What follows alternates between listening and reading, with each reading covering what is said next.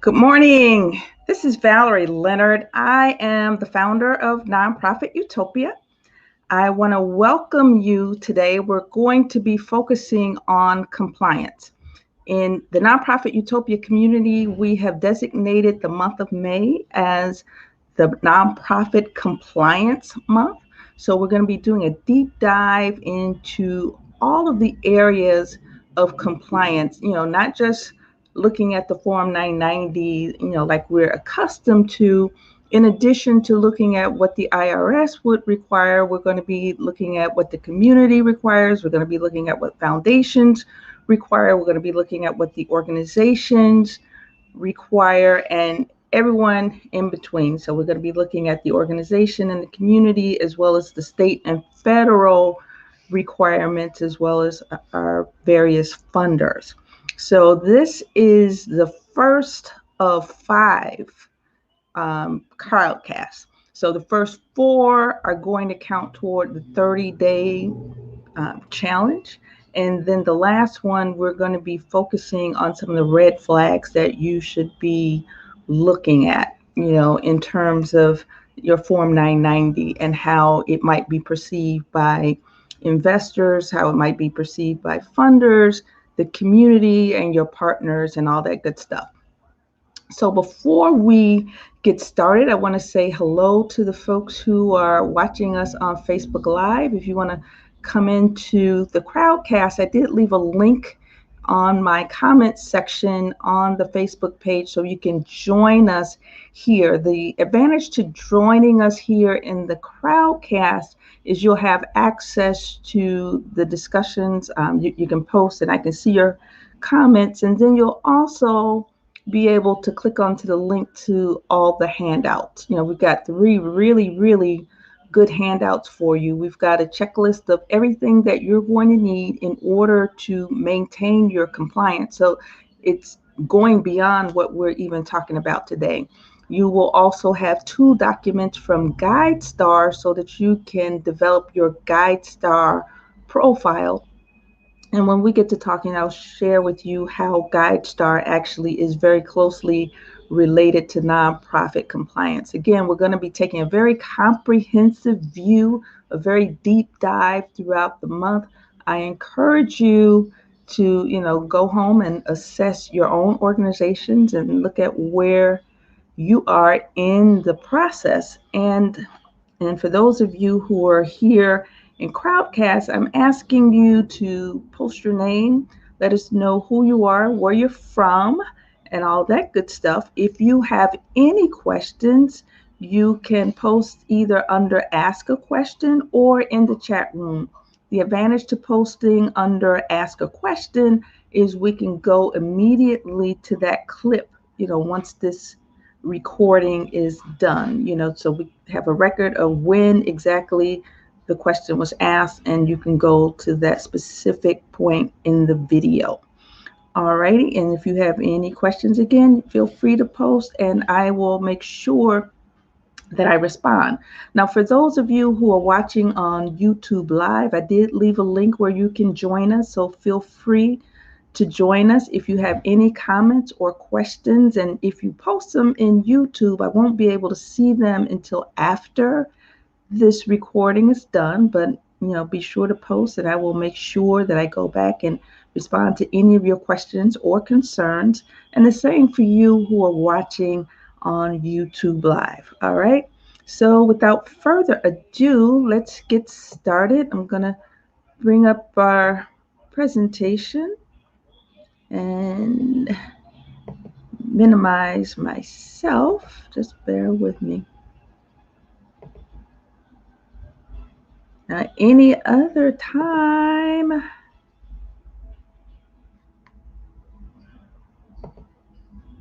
hold on. All right, there we go.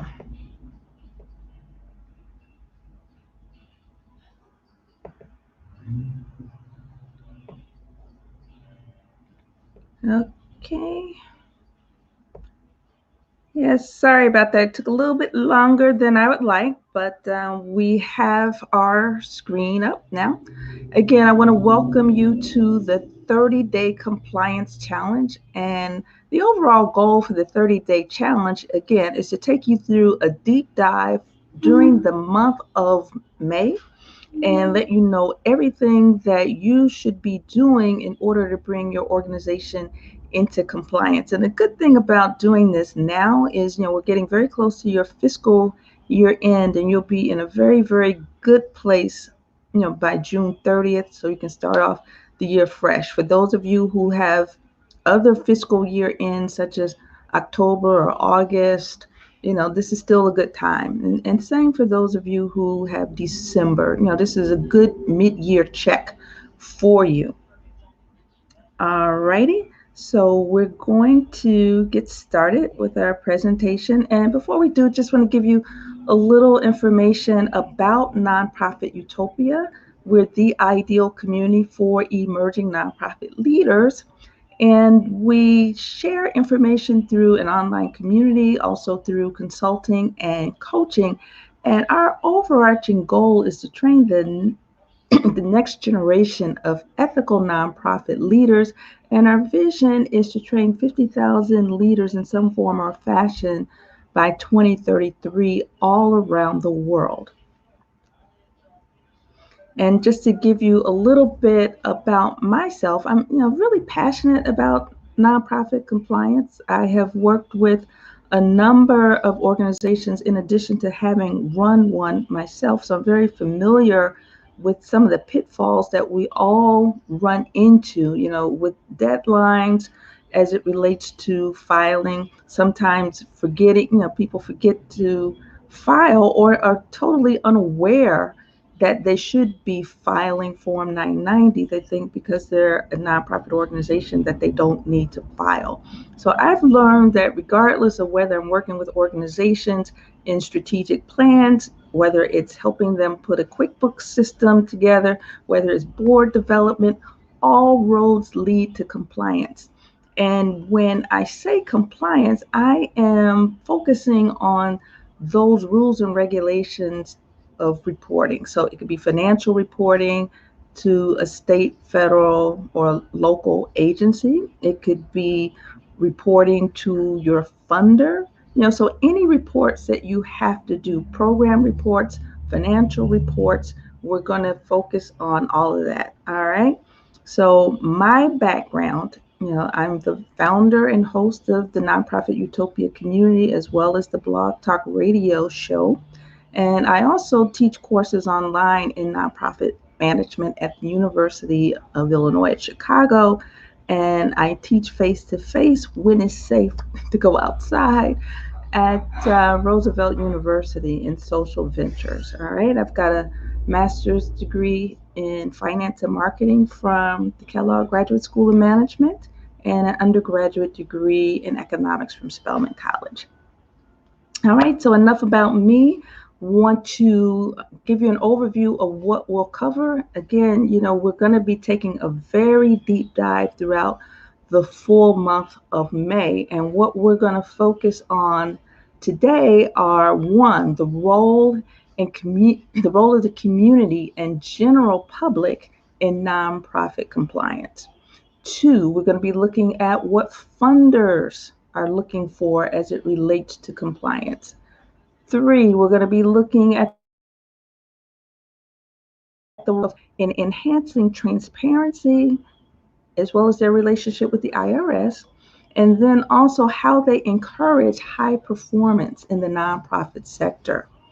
And then we'll be looking at the roles and responsibilities of board members and key organizational leadership in terms of record keeping, financial reporting, and maintaining compliance. And then we'll be looking at the relationships between good board governance, fundraising, and regulatory compliance. So when we talk about board governance, that's just the way you make decisions as a board and how you regulate your organization. All right, so I want to step back and give you an overview of the situation so you'll have a little bit of context and really understand why I'm passionate about this, why it's so important, right? As boring as this stuff is probably one of the most important functions you can engage in as a nonprofit leader. For example, tax-exempt organizations are 2 times more likely than taxpayers to be late with filing their annual returns with the IRS.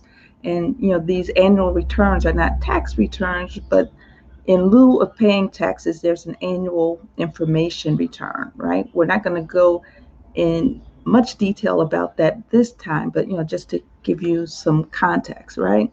So there are approximately 2.5 million registered organizations in the United States, and that's as of this morning. And I got that from the IRS. And approximately 479,000, actually a little bit more than 479,000, or 19% of organizations lost their tax exempt status at some point between 2012 and now. Some of them have lost and have never come back. Some have lost it and have come back, but they have lost their tax exempt status automatically, through the automatic revocation process, meaning that if they didn't file their information return, their Form 990, for 3 years in a row, then the IRS said, we're going to take away your tax exempt status. We don't know what you're doing. We don't know if you still exist. We don't know if you are trying to flout the system or what. But if you haven't filed in 3 years in a row, then we're going to take your tax exempt status. And compare that to the for-profit sector and us as individuals. 85% of us, and that includes corporations and individuals, file on time. So nonprofits are a little bit later in terms of filing their 990s on time. And it really is a huge issue.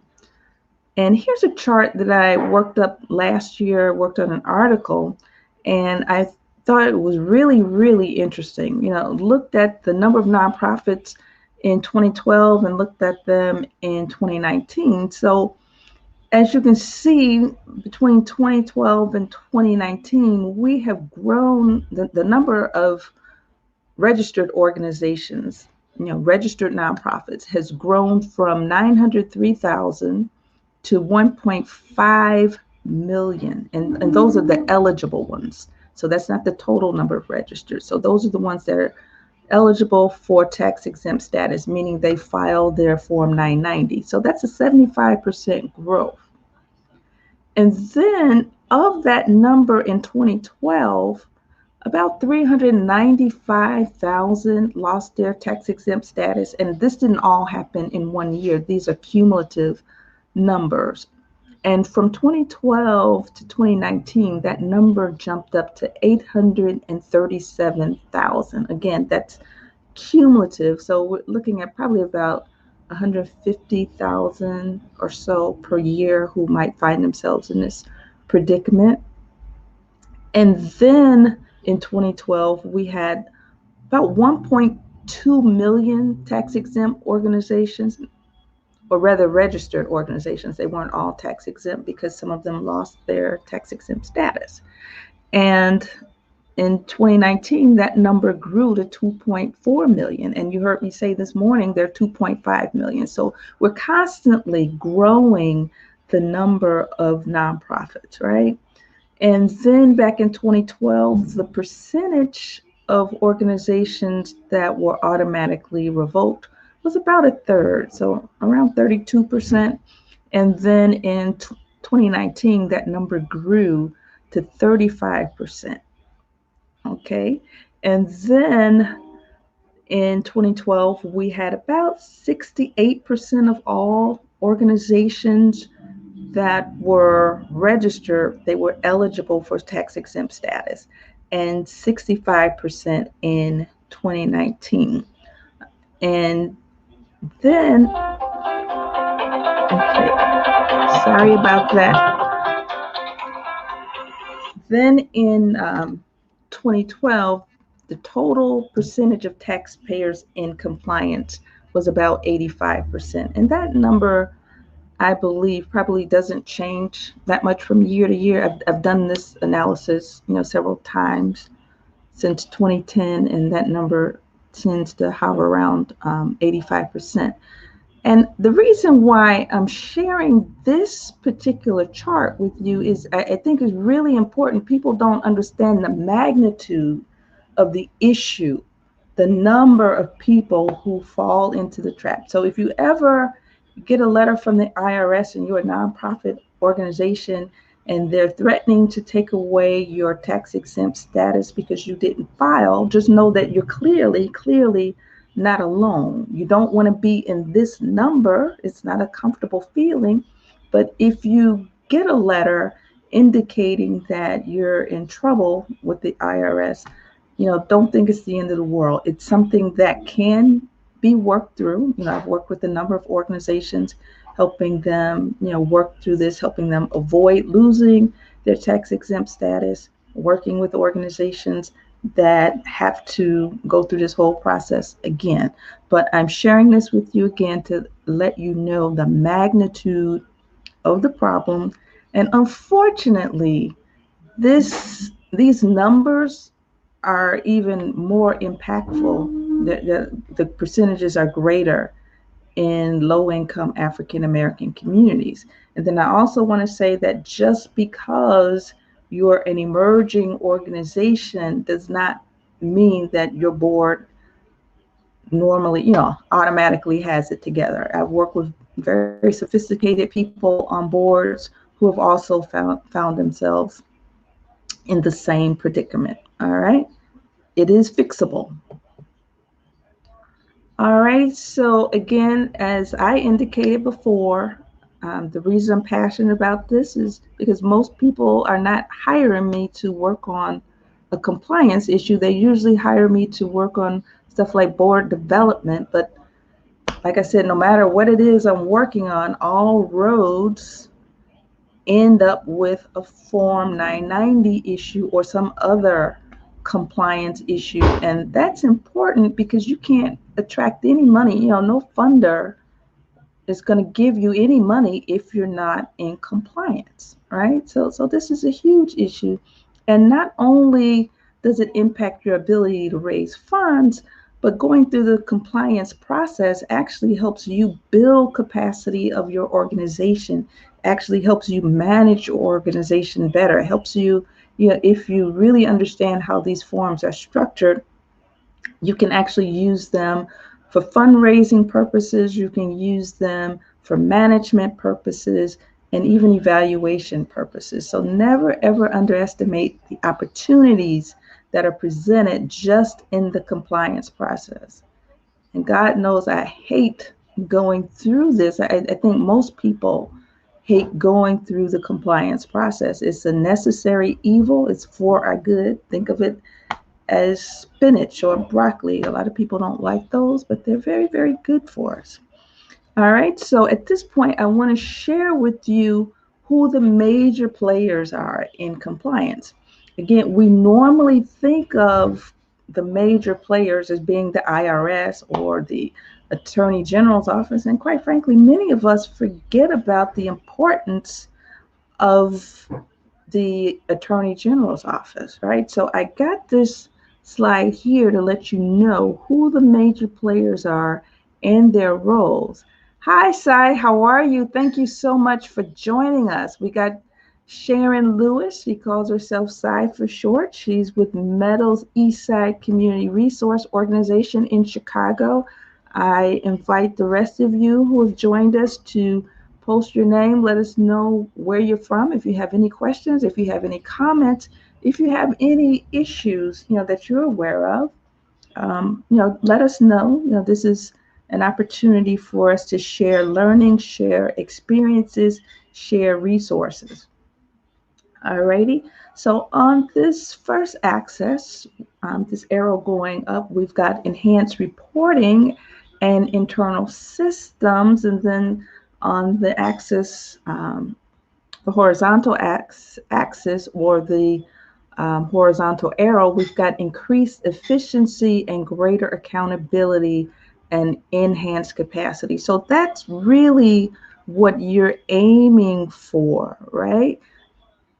Yes, yes, yes. I am very thrilled to have you. And thank you so much for letting us know that you're learning. Thank you. And if there are others who are learning anything, please share. If you're out in Facebook land, if you're out in YouTube, let us know if you're learning anything. Let us know if you have any questions or comments. You can always join us. I have links in the comment section.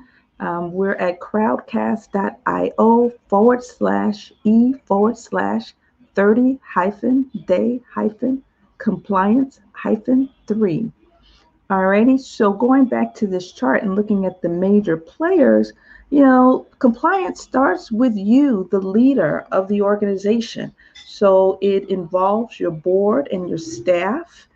It also involves your organization's auditor, if you have an auditor. If you don't have an auditor, if you have an accountant or bookkeeper, it involves them.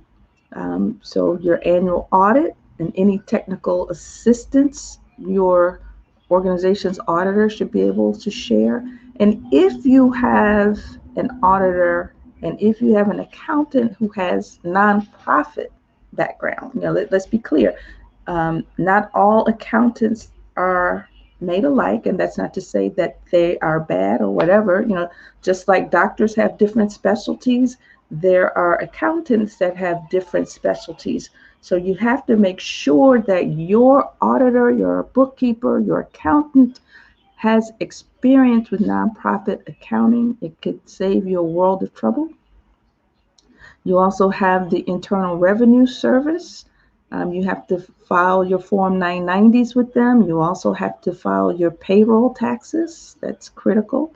You also have the Illinois Attorney General's office. You have to register with them when you first start your organization. And then, we find that some organizations are up and running, 2 and 3 years, and they had no idea that they were supposed to register with the Attorney General's office. And we'll talk about that, I believe, if not next week, then in 2 weeks.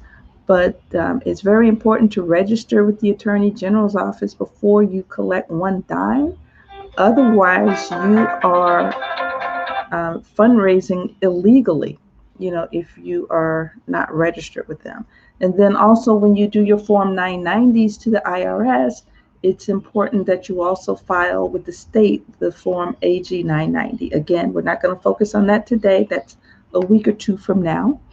And then you need to also consider what you need to file with the Illinois Department of Revenue, not only your payroll taxes in that Form 941 for the state, and there's also another form that you need to file, and I don't have the number off the top of my head, but there's another form that you need to file so you can get tax exemption from your sales tax. So there's one thing to be exempt from your income tax with your Form 990, but you also have to make sure that you're exempt from property tax. If you own property, you have to make sure that you're exempt from sales tax. And those exemptions need to be filed every year. And we're not going to focus on those today. We're just focusing on the nonprofit organizations and the community and GuideStar today. Then you also have the Illinois Secretary of State. You have the annual report for them. And so you have annual reports to the Attorney General's office as well as annual reports to the Secretary of State. And then you have your funders. You have to file reports with them, let them know how you spent their money and what impact you made. And then truth be told, we are accountable. Nonprofits are accountable to the community. It hurts my heart so much when I see nonprofits who feel that they don't have to answer any questions to the community. You, as a nonprofit leader, are accountable to the community in exchange for your tax exemption. Alrighty, and we will go into that later. I don't want to belabor the point, but I just wanted to share with you all the major players and their roles in the whole compliance process. Alrighty, so let's talk about GuideStar. GuideStar was recently merged with the Foundation Center, and they are now Candid, but they still operate as a division of Candid.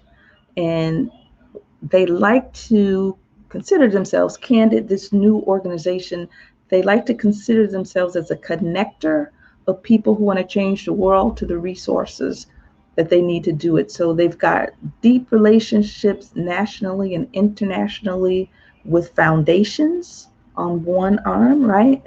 And that's through their foundation center, which is now a division. And then they've got deep connections with the nonprofit world, as well as deep connections with the IRS. That's why I thought it very important to include them in the discussion around compliance, even though we don't report to them.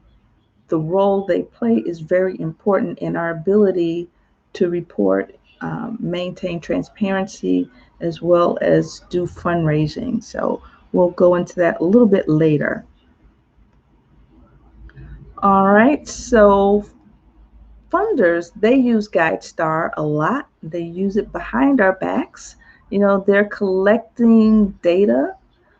A lot of it is publicly available, and depending on how much you have disclosed, whether or not you have gone through their profile process, they're even checking on that information. All right. So they're checking for things like, whether or not you're in good standing, um, financial performance, and they have access. Every time you file your Form 990 and you send it to the IRS, they have a relationship with the IRS such that every 990 is scanned and sent over to GuideStar, right? So the IRS has a database keeping your Form 990s, as well as GuideStar, and more there are other organizations that are doing it as well. But the most comprehensive private database is GuideStar. All right. So they have your Form 990s. Not only is it there for the public, right?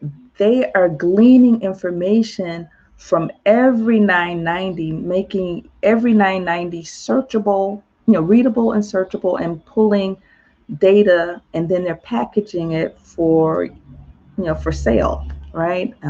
Selling that data back to you. But they make a lot of information free, such as the Form 990s. They use that data to provide databases, and then, depending on what data you're buying, you can conduct an analysis of the financial trends, or you can set benchmarks, and you can also compare executive salaries, that you're paying to, what a standard is. You can also, look at where your revenue stands, in relationship to, similar organizations. So it's very, very powerful use of data. And most of the data that they get comes, if not from you, the organization, it comes primarily through that Form 990. So now you begin to see how important it is. And not only does the IRS make it available publicly, and they share it whether you say so or not, right? So does GuideStar. And you have to really, really be careful about what you put in those forms, and how you want to make sure that everything is truthful, but there are opportunities too to paint yourself in a very positive light and focus on impact. And there's also opportunities for you to explain instances where you may not have performed as well as you'd like. We're not going to go into that much detail on this particular crowdcast, but I just thought that you should understand, the relationship between compliance, your Form 990s, and GuideStar, and why they are so important in transparency and compliance. You, as a nonprofit leader, you can use GuideStar to develop your own GuideStar profile. And I encourage you to look at those handouts, not right now, but After this is over with, we have handouts that give you a checklist of every form that you're going to need on the state and federal level to make sure that you're in compliance. And then we also have 2 documents from GuideStar to help you put your profile together and make sure those profiles are strengthened and help portray you in the best possible light. You can also use GuideStar data. You can buy the data at a very expensive price, or you can use your own time and search the 990s and create your own data sets, and you can develop benchmarks and compare your performance with similarly situated organizations in your community, in your city, in your country, or and when I say similarly situated, it could be physically in your geography, or it could be organizations that are like you in terms of the services you provide, in terms of your annual revenue, right? So you can also conduct trends. You can look at your own revenue trends and compare that to others. And then you can also look at how much you're paying your executives compared to others, with similar budgets. So very, very powerful, powerful use of the same data that you're providing every year when you file your Form 90s and do your compliance. So I urge you, don't look at your compliance as compliance and reporting only. Look at it as an opportunity to um, fundraise, to evaluate your programs and strengthen your programs and strengthen your capacity and make decisions. And when we look at how individuals and the public use the data sets from GuideStar, again, the public, depending on who they are, GuideStar, let me be clear, they're not a watchdog. All they do is aggregate data, and the way the data are used is dependent on the user. So funders may be looking at the data for one particular purpose. You as a community member, if you're anal like I am, you'll be looking at it for another purpose, for accountability purposes. Or, you can use the data if you're job searching, right? So these data sets are very powerful if used correctly. And again, you as the individual, you as an individual donor, as a donor from a foundation, you from the public, you'll have different reasons and you'll be looking at it for different purposes. All right, so you can use it if you're a nonprofit to look at your own 990s, make sure that they're reporting it accurately, right? And then you also, again, you want to be able to compare your stuff with other people's stuff. If you're a donor, you want to compare this organization that came to you with other organizations to make sure that their costs for services line up, right? So then you can again look and see if they're spending too much money on salaries, if they're spending too much money, quote unquote, too much money on fundraising. As a general guideline, organizations should spend about 10% on administration, about 15% on fundraising, and the remaining 75% should be spent on programs. So those are general guidelines. Every organization is going to be different, but and that would be based on the number of years they've been in existence, the type of services, and all that good stuff. But those are benchmarks that you can use, and you can compare yourself, compare other organizations to see if even those benchmarks are realistic, as and you can have really good conversations with your donors. All right, so now here's the interesting part. I think the community and general public, as I mentioned before, As a condition of getting tax exemption and remaining tax exempt, nonprofits have to disclose information on an annual basis, right? And they also have to be accountable to the public. And the public is the IRS, but the public is people like you and I, right? Um, so by law, you as a nonprofit have to give Form 990s on demand. So if anyone asks to review your Form 990, you have to, by law, let them inspect it. In fact, by law, they can go back 3 years.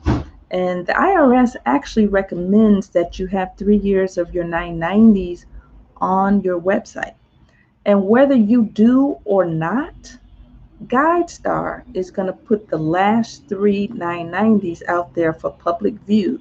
So you want to make sure that that information is not only accurate, but you want to make sure that you have a nice, neat presentation, because more and more, as you'll see in future slides, funders are going to GuideStar before they even look at your application, right? So it's really, really important to understand how this information can be used. And just so you know, if someone comes to you and they ask for your Form 990s and you don't let them see it, they can file a formal complaint with the IRS, and then that will set off an investigation. All right, just so you know. Okay. And when it comes to things like your minutes, you're not legally required to produce your minutes, but there's some funders who won't give you any money without looking at your minutes. And, federal government, for example, especially with the larger grants, multi-million dollar grants, they're going to want to look at your minutes. And remember, minutes are legally binding documents. So even though you're not legally required to give your minutes, it's best practice that you let people come into your office and inspect the minutes. All right.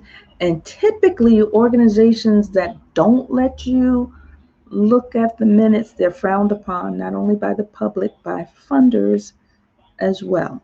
So it's always good practice to be as transparent as possible. And that goes for dealing with folks in your community as well. Sometimes, again, nonprofits have a feeling that they don't necessarily have to share information with people in the public, but yes, you do have to share it. You don't have to share confidential information, but you are accountable to the public. And the public can always, if they feel that you're not serving the best interest of the community, they can always call and file a complaint. And you really want to maintain good relationships with the general public, with your funder. So it's always a best practice to be as transparent as possible in your transparency. And when I say transparency, it speaks to what you do as well as how you do. And a good way to demonstrate transparency is through excuse me, is through your Form 990s, and it's also through having a GuideStar profile. Alrighty, so when we look at what funders want, I think a really good example would be found through a report that GuideStar commissioned excuse me, back in 2010. So they had a survey of 4,000 affluent donors, and when they say affluent, we're talking about folks who are making salaries of 80,000 and above. They wanted to get a sense for what they wanted, how they do their research, and whether what they found excuse me, impacted their giving. And then in 2011, they followed up that same study, and this time They talked to 6,000 folks, right? These are affluent donors making 80,000 or above. They wanted to know what information they were looking for and what channels they used when they conducted their research. And then they also wanted to find out the typical format in which they wanted to receive the information. Now, that's critical for you. It may not sound like compliance to you, but that's very important because from time to time, as you get funded, your funders they're going to want reports from you, and it's important for you to understand what they're looking for, what they think is important, and you want to ideally do that before you even get any money.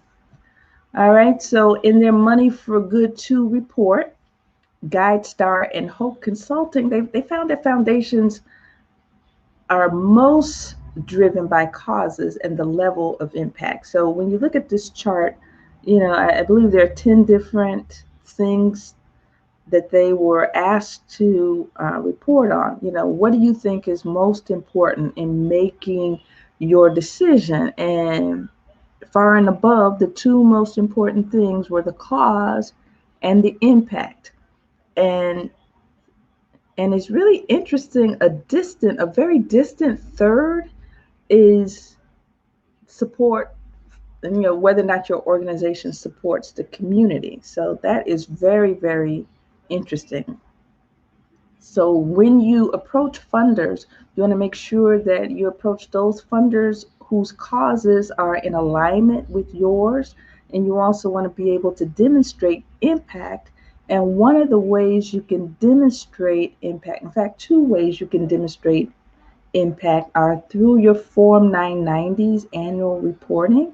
There are a number of opportunities, and we're not going to go into that today, but a number of opportunities where you can demonstrate the impact that you've had to the community, right? And then another way is through the GuideStar profiles. And again, if you go to that link that I have here in Crowdcast, you will be able to download 2 forms that will help you to pull together all the information that you need and pull together a very credible GuideStar profile.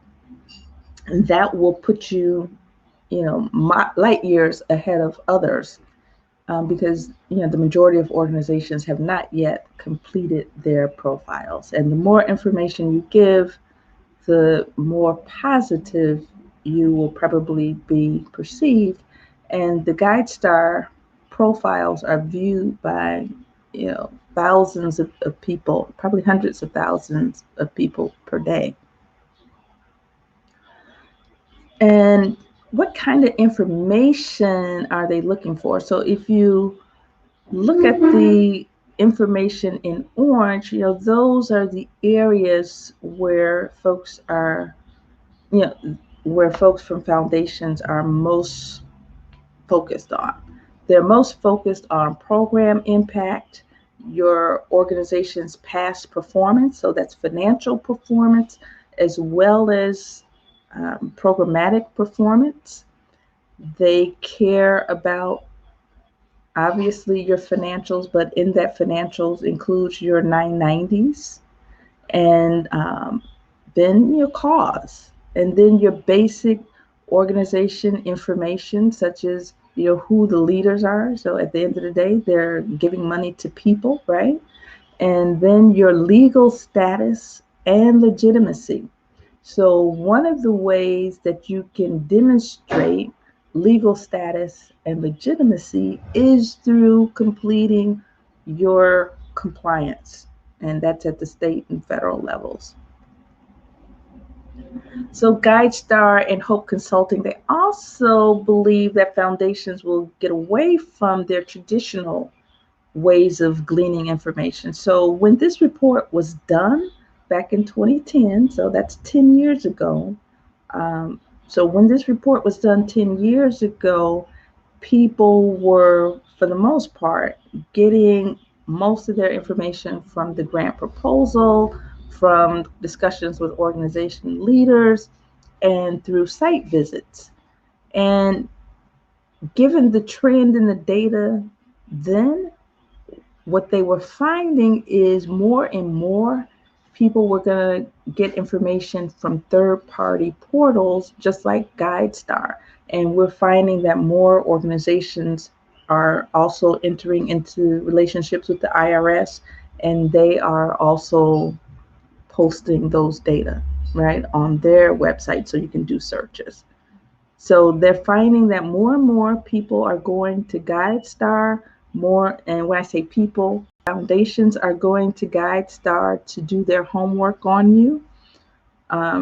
Sometimes they will ask you for your Form 90s, or they may just go to GuideStar before they even ask you for any information, before they even entertain a discussion with you, right? They'll go to your website, so it's really important for you to include information on your website that speaks to impact, right? And then they'll go to the third-party databases. So again, people are, and when I say people, again, talking about foundations, they're going to sources other than the organization to get the information, and usually they're doing this before they approach the organization seriously. We've all heard that saying, don't send me nobody sent. So more and more they're using these databases as part of their due diligence, and you want to be able to craft that image in your absence, right? And you can do that through your Form 990s. So what are some of the implications for all of this, right, for your nonprofits? So organizations should track financial and programmatic performance. Sounds like a no-brainer, but organizations don't always do that. In many instances, they don't share that information until it's asked for, and then they find themselves running around trying to get it. Organizations should also demonstrate that they have the ability to make impact through storytelling, right? So you can use this information to tell your story on your website, tell your story in your 990s, tell your story in your profiles. And then you want to be able to provide basic information on leaders, programs and services, mission goals, and values. And then you want to document that you have legal standing and legitimacy. And then you want to make sure that you complete your GuideStar profiles and keep them current. And you have you have different levels from bronze all the way up to platinum. So there are 4 different levels. The higher up you go, the more disclosure and the more favorable your profile is perceived. And that really gives you an edge against other groups that you're competing with. All right, so here is the profile page for GuideStar, and actually you will go to the Candid website. So this is what the page looks like, so you can update your profile. And this is just further down on the page. And it's really interesting how they're just expanding the use of this program and how they can use your profile. So once you complete that profile, not only are organizations, looking on the GuideStar website, doing searches and finding you and all that good stuff, but they are sending information. They've got arrangement with over 200 charitable sites, and that includes Amazon Smile, Facebook, and Network for Good. And then those sites have their own networks of hundreds of thousands and maybe millions of people, in the case of Amazon Smile. And then you can also add a donate button to your profile. They didn't always have that. And you can save time on your grant applications, because all the information that you would typically use in a grant application is there in one place. So again, just go to the handouts and you can start that process. And if you're a member and you have any questions, feel free to post them in the Nonprofit Utopia community, and I will help you through that process. And then you can also demonstrate your diversity and your equity practices through that profile. And there's a whole bunch of other stuff. So just by completing the profile, you have already increased the capacity of your organization. Alrighty. And next we're going to be looking at the nonprofit organizations themselves or yourselves. So when we look at who in the organization is responsible for compliance, everybody is. That's the short answer. But legally, the board of directors, right? Because they are ultimately responsible for everything that goes on, and anything that happens, the buck stops with them, and if need be, it goes to them individually, right? So you got to be really, really careful who's on your board of directors. Your executive director is typically the one signing off in addition to your board president on these documents. Your financial managers, obviously, they provide the financial information. Your program managers and your development staff, they're all sharing information. And your development staff is really good because they can help you craft a story, so to speak, not in flowery language, but you want to make the story behind your 990s really interesting, your stories of impact. So they're really good to help you with this. And the financial managers, obviously, they're there to help you get the accurate financials, and your program managers will also help you to craft that story of impact behind the financials. And then also when we look at compliance, we also need to make sure that, not only are we focusing on the financials, but we're not engaging in activities that are prohibited, and that would cost us our tax exemption. So, by law, no organization, no tax exempt organization can pay their directors and key staff exorbitant amounts. So you shouldn't have, in fact, there should not be any private inurement to your staff. I'm sorry, to your key officers and to your board. You can't make any distribution of any profits. Otherwise, that would be perceived as using the organization to the financial benefit of the organization. So things like conflicts of interest, where you're paying your board members salaries, that could be very sticky. Where you're renting to your board members, where you have some other financial interest.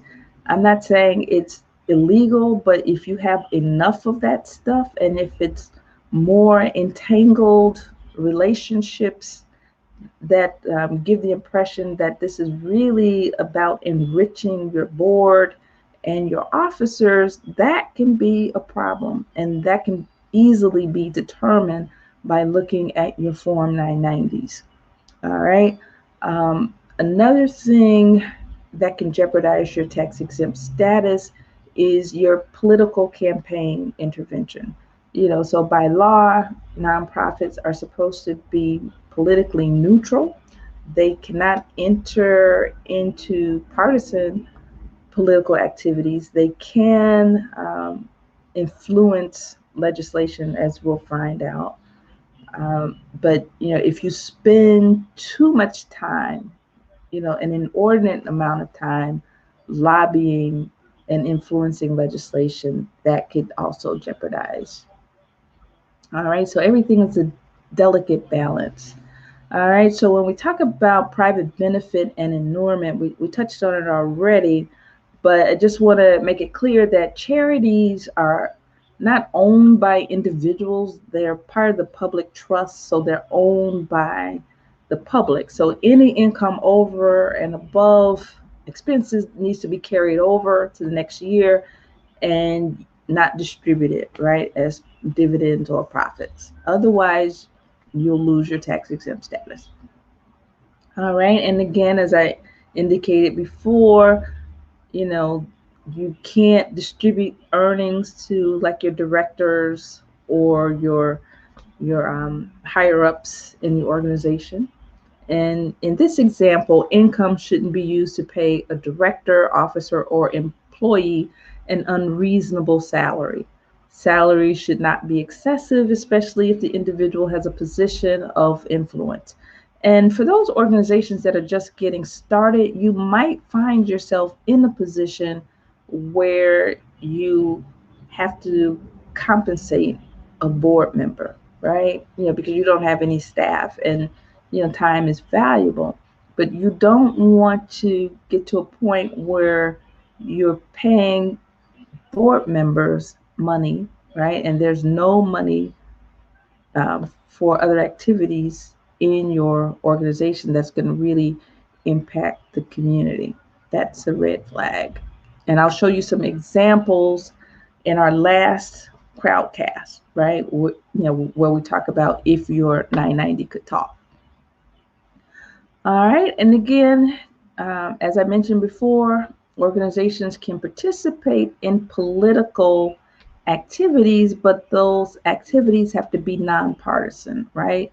So you can have candidates forums, but they can't be partisan political, right? And if you have a candidate, of choice, and if you're speaking publicly, you need to differentiate, your personal preference from that of your organization. So you probably really need to have some communication policies in place, especially right about now, where we're engaging in election activities. All right. So if you're engaging in partisan political activities, you could endanger your tax exempt statuses.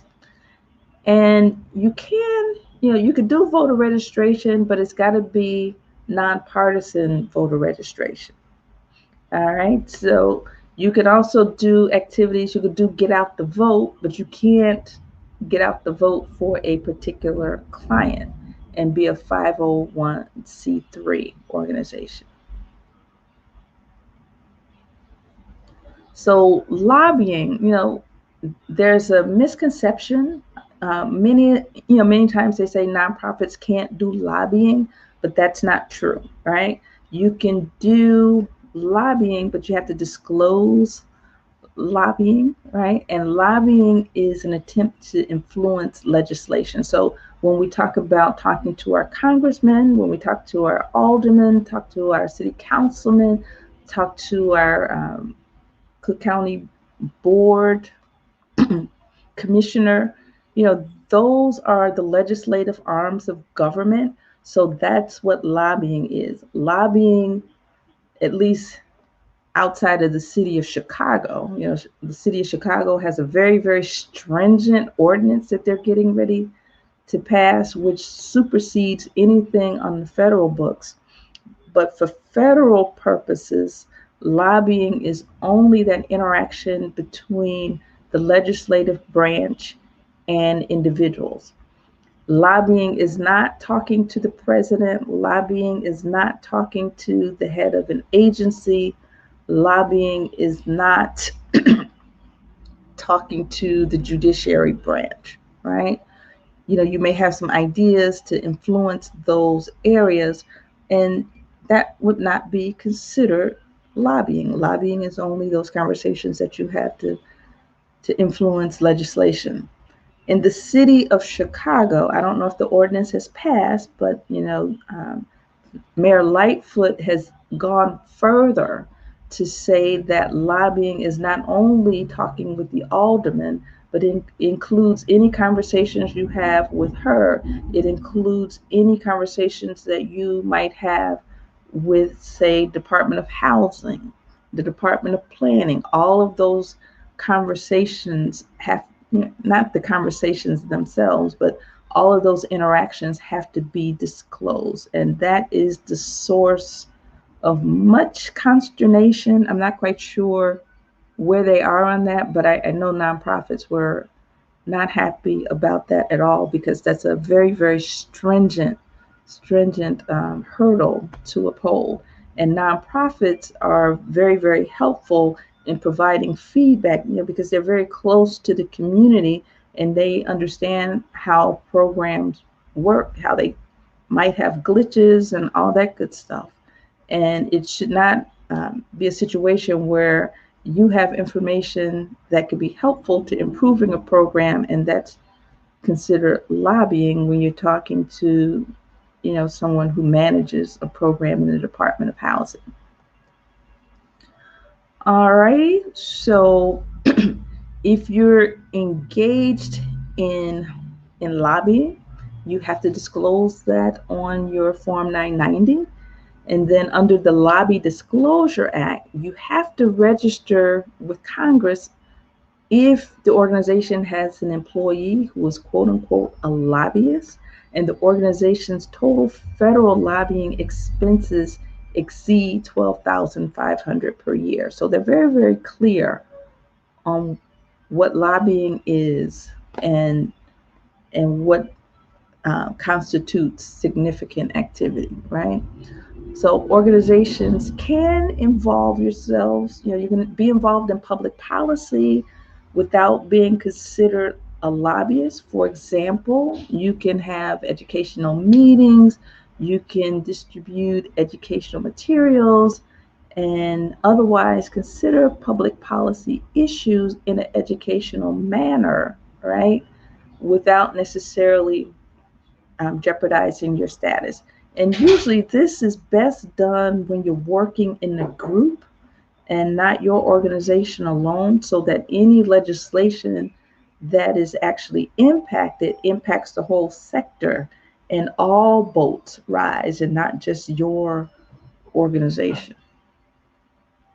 All right, so there is a substantial part test, and when we talk about substantial part, that means anytime your organization is engaging in a substantial amount of activity, right, that is considered lobbying, then that needs to be disclosed, right? So the IRS considers a number of factors, and that includes the amount of time that you devote to it, how much money you spend on it. And again, for any federal grants, if you spend more than $12,500 in lobbying, then you're going to have to disclose that, right? So there's a test that you can use, right? So when we look at the substantial part test, and I got this language directly from the IRS. I didn't want to mess it up, right? So you have a potential loss of tax-exempt status resulting in all income being subject to tax, right? So if you overstep your bounds with the lobbying, that means if you're spending a significant amount of your time lobbying versus actually doing program activities, you could lose your tax-exempt status. All right, and then they'll also, in addition to losing the tax-exempt status and paying taxes, income taxes, then you're going to have to pay an excess tax, right? And that's going to be equal to 5% of your lobbying expenditures. And that's going to happen, for the year in which you cease to qualify for exemption. And then on top of that, you're going to have a tax equal to 5% of the lobbying expenditures for the year. And that can be imposed against organization managers. So it's not just the organization, but it's against the managers jointly and severally. So we're talking about individually as well as a group who agree to the making of such expenditures, knowing that the expenditures would likely result in the loss of tax-exempt status. So you have to really, really make yourself aware of what you can and cannot do politically, because you could really have the best of intentions and end up jeopardizing tax-exempt status.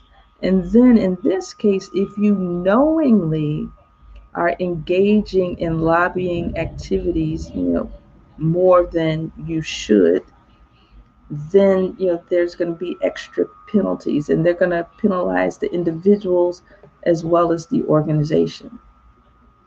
So this is another chart that I got from the IRS, and this is the expenditure test, and this varies from size.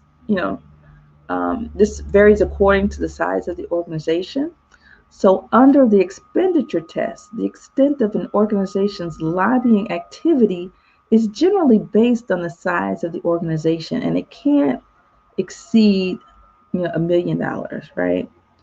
All right. So if you're an organization who is spending less than $500,000, right? So if the amount of the exempt expenditure is less than $500,000, then you can spend your lobbying non-taxable amount is 20% of the exempt purpose expenditures.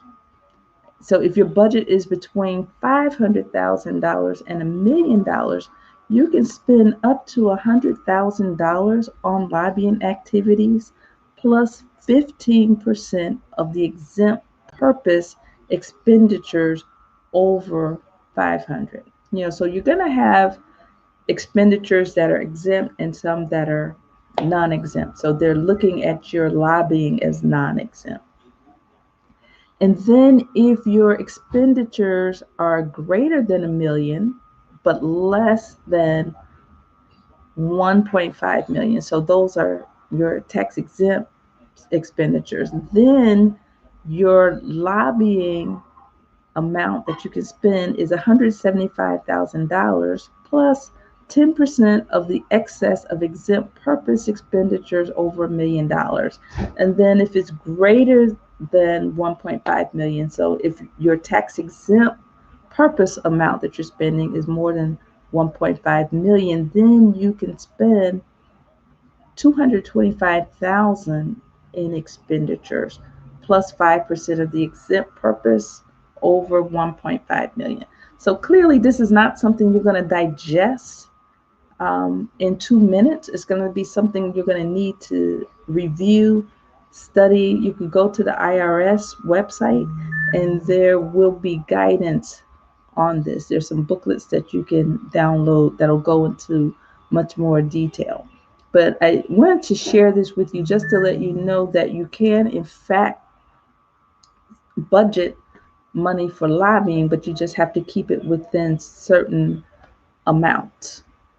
All right, so organizations that are using the expenditure test, that you have to file form 5768. So that's looking at how much money you actually spend on your lobbying activities as opposed to the activities. So under the expenditure test, an organization that engages in excessive lobbying activity over a 4-year period could lose their tax exempt status, making all of its income for that period subject to tax.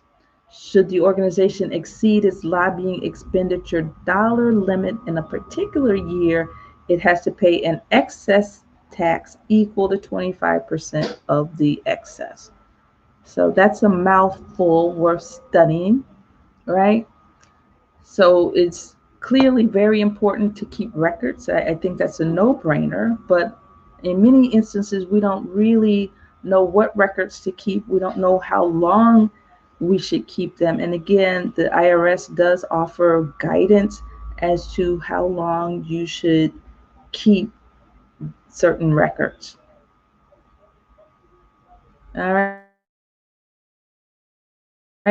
That you're going to be keeping for compliance purposes obviously will be your reports to funders. Going to be your Form 990s, which are the federal forms. You've got the AG 990 IL, and that's the state of Illinois, reporting to the Attorney General. If you're watching and you're from another state, then you should go to your state's Attorney General's office and see what their annual requirements are. In some states, you have to do an annual report, others you don't. You should also keep your articles of incorporation, your Form 941s, which are your federal payroll taxes, and then there is a state equivalent to that Form 941. You should keep your registration with the Attorney General's office and your registration with the Department of Employment Security.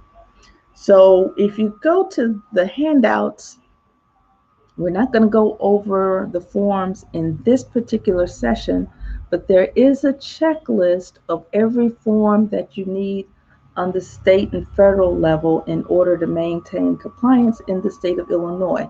If you're watching and you're not from the state of Illinois, I think that checklist will still give you a sense for what you should be asking, in your own state.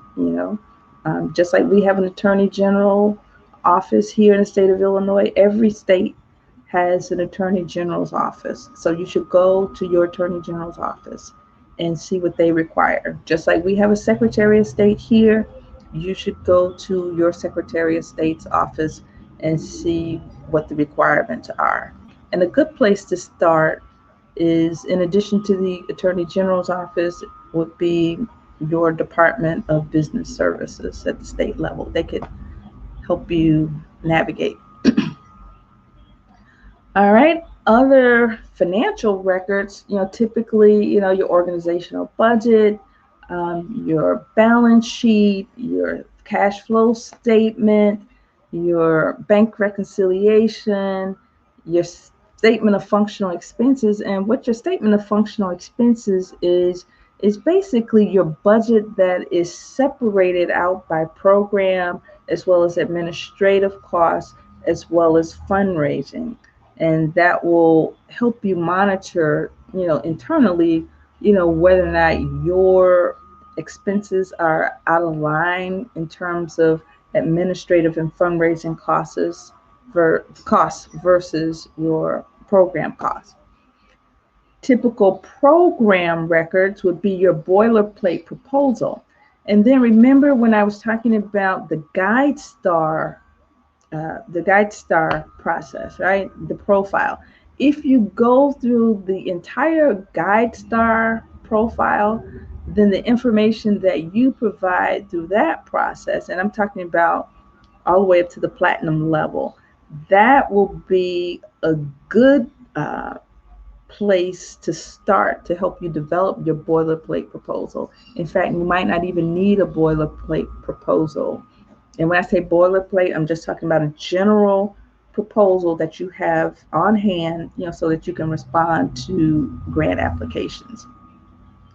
All right, and obviously you're going to need proposals to specific funders. You're going to need goals, objectives, and outcomes, and then you're going to need those measurements and supporting data. You're going to need program evaluations, recruitment criteria, for your board or for your programs, any program that requires recruitment, applications and client files and all that stuff. And typical board records, and I don't mean this stuff to be all inclusive. It's going to vary from organization to organization, but these are typical records. Again, your mission and vision statements, your application for tax exemption, and that's your Form 1023 that you use when you first develop your program or your organization. You should never, ever, ever throw that out. That's part of your permanent record. You should also keep board recruitment packets, your certificate of good standing, and the way you get and it is possible, it's possible to have a certificate of good standing and not be in compliance with other stuff. All the certificate of good standing is, at least for the state of Illinois, is proof that you filed your annual report with the Secretary of State. I have worked with organizations who have filed with the Secretary of State but haven't filed with the Attorney General's office, so they're not necessarily in compliance, but you still should have that as part of your record. Your bylaws, board policies, meeting agendas, minutes and reports, your IRS letter of determination, your sales tax exemption letters and application, your board roster and contact information. All of that stuff is, good management practice, as well as it helps you with your compliance.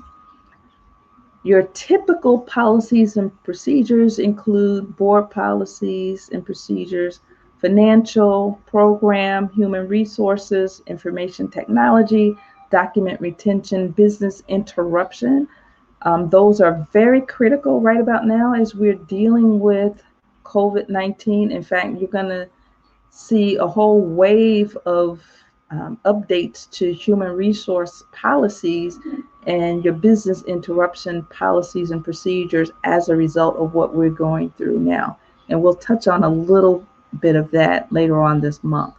But for the purposes of the 30-day compliance challenge, we're not going to include the COVID-19, even though we're going to share that with you later on.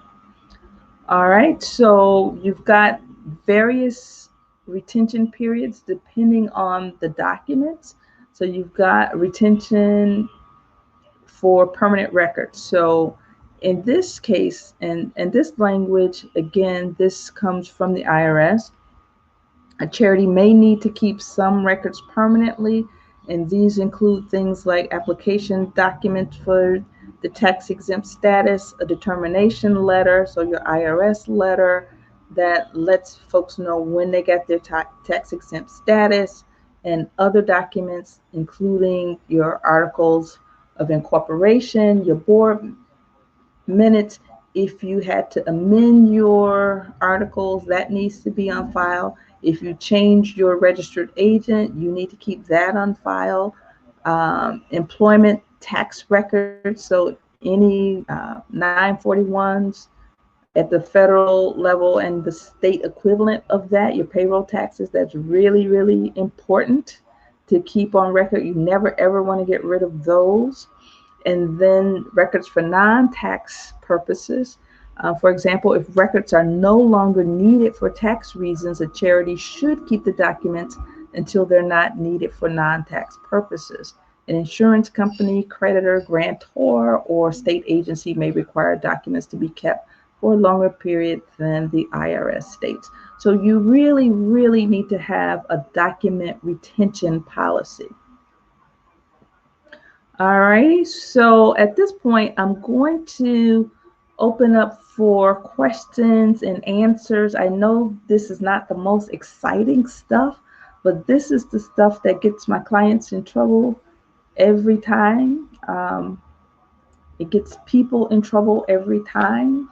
And when I say trouble, I'm not saying people are doing stuff illegally. There's nothing illegal that's going on. These are common mistakes that everyone makes from time to time.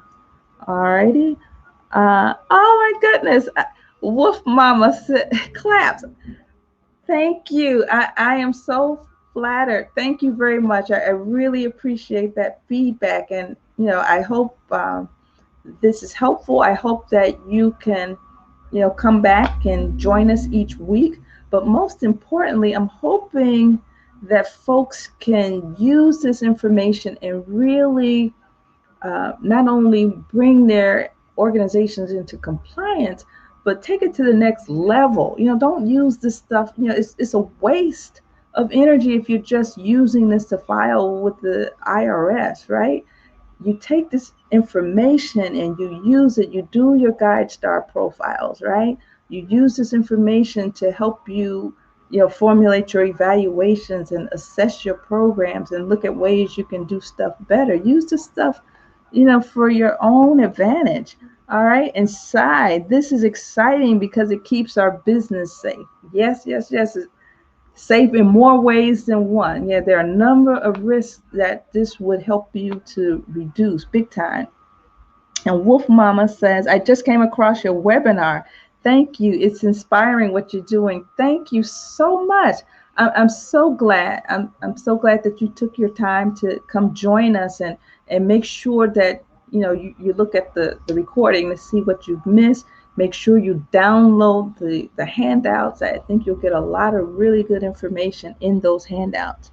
Sai, I feel more secure as a new nonprofit that I have information that will keep me in compliance to take me to the next level. Thank you. And you raised a good point, Sai.